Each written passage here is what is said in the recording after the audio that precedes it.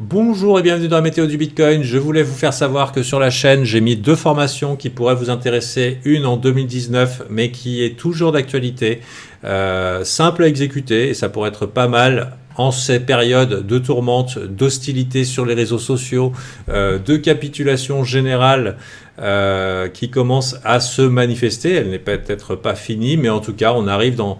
Peut-être pas dans cette zone de prix, mais dans cette zone de temps, les 5-6 mois les plus sombres, peut-être de la crypto, où on va pour vouloir accumuler long terme des altcoins. Donc si ça vous intéresse, ça peut vous intéresser, vous, vos amis, bon, n'hésitez pas à la regarder. Et aussi une autre formation crypto, base mindset, donc je vous ai mis entièrement à disposition et gratuitement ces formations. Il y en a pour plusieurs heures pour vous édifier. Et ici, c'est pour se préserver de holder ces bagues, par exemple, en tendance baissière. Donc elles ont chacune été faites pour les membres alpha. Celle-ci en 2019 pour se préparer au bull market et celle-ci en 2021 pour éviter de se prendre le pire dans la face du bear market. Je pense que ça peut vous être utile parce que personnellement je considère que ce sont des acquis pour survivre et gagner dans les cryptos. Maintenant parlons un petit peu Bitcoin et ce qui s'est passé. Alors Bitcoin a eu un événement relativement élevé au niveau de la peur.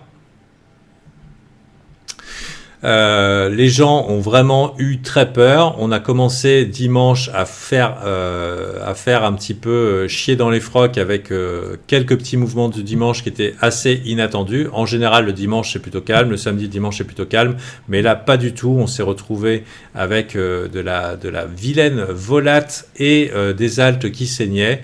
Avec des petites incursions comme ça et à chaque bougie rouge un gros impact sur le marché et donc ça a été un petit peu difficile psychologiquement à vivre.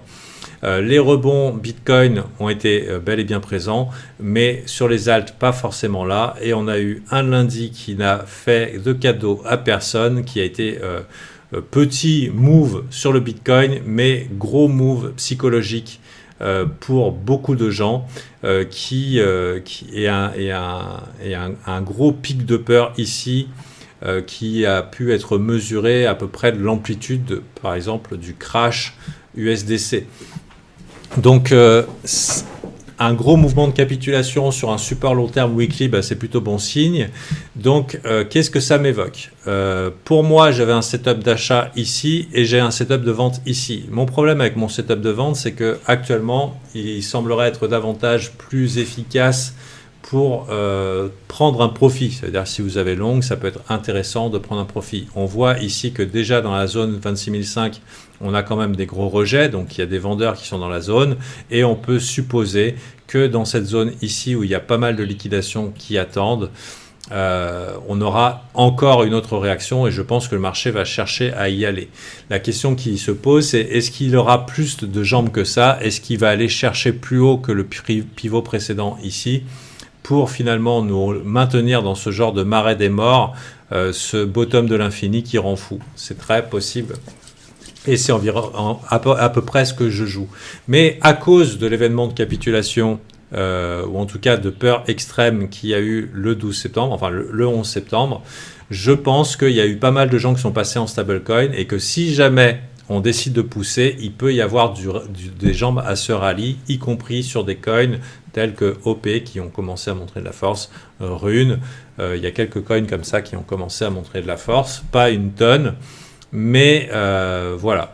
Maintenant, le Bitcoin est dans une phase de chop-chop sur ses lows, beaucoup plus longue que celle précédente, avec pour l'instant une impulsion à la hausse relativement faible. On remarquera quand même que les EMA au niveau weekly ont croisé bear et du coup ça reste quand même sérieux. C'est-à-dire que même si on est dans un range long terme, entre 25 300 qui vient d'aller chercher les stops ici et rebondir, donc c'est plutôt bon signe qu'on soit parti chercher la liquidité.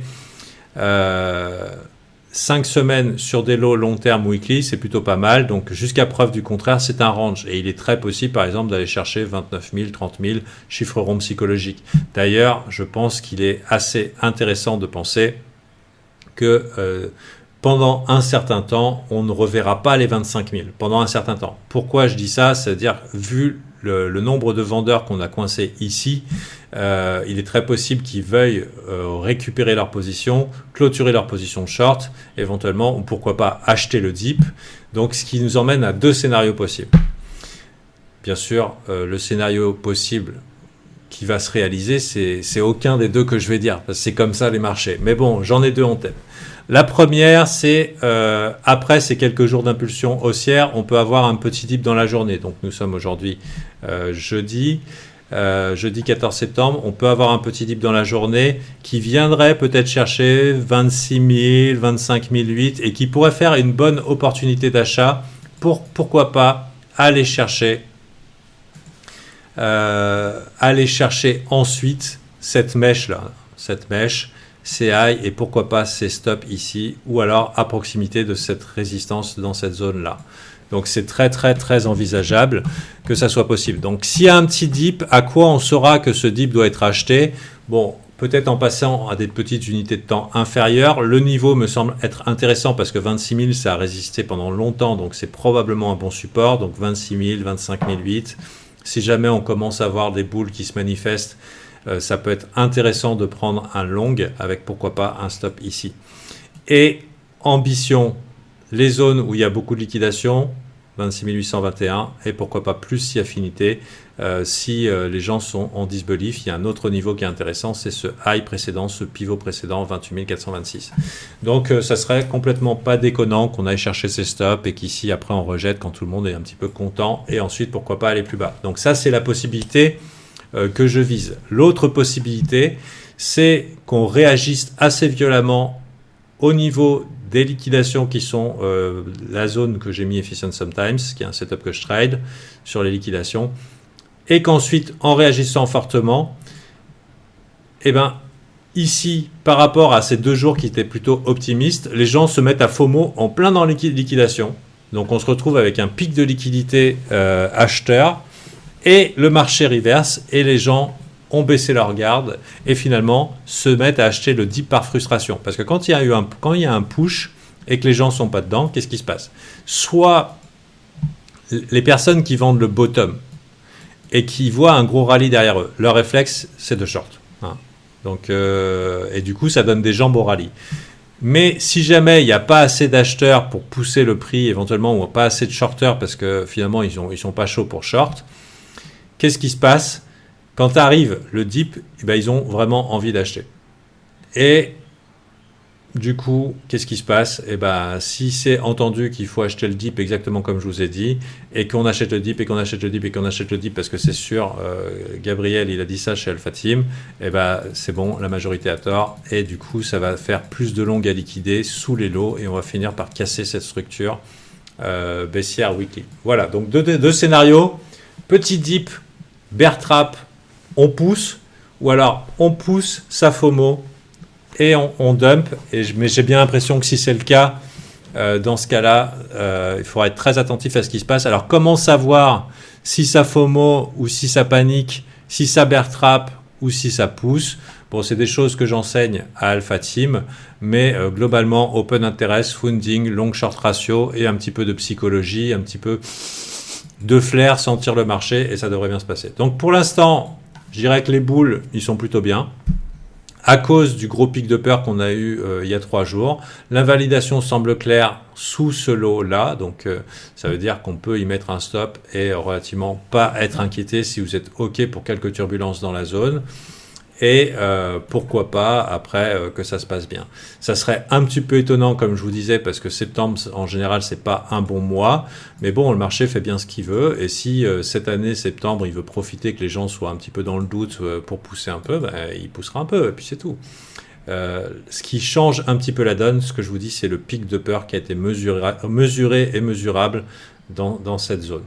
Donc, à voir. Si par exemple, on y revient et que les gens sont trop confiants en disant « Oh quoi, mais il faut acheter les supports », là, ça va casser. La différence, il y a 3 jours, c'est que les gens vraiment ont vendu le support. Ils étaient très enthousiastes à vendre le support et ils se sont fait ramasser. Bon, et en plus, on est déjà allé chercher les stops les plus évidents ici, vous voyez. Donc, à voir. Attention, c'est une zone qui découpe, mais il y a des beaux jours potentiellement devant nous. J'espère que je vous ai été utile et si ça ne vous a pas suffi, Sachez que les formations peuvent vous aider pour vous améliorer, avoir quelques petits insights de ma part. C'est très sérieux. Et à noter aussi le lexique ici. Et puis sinon, vous pouvez me retrouver sur Alpha Team. Je suis disponible pour discuter, ainsi que tous les membres Alpha, sur le Discord, discord.gg/libère-ton-trading.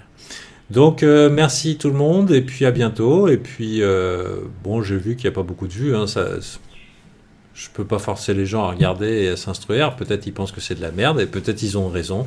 Si vous voulez aller voir, allez voir. Moi, je sais que ces formations ont aidé beaucoup de gens, et pré-boule, et BR, et que ça peut vous aider aussi. Sur ce, je vous souhaite une bonne journée. Je vous dis à très bientôt sur la chaîne Alpha Team. Bye.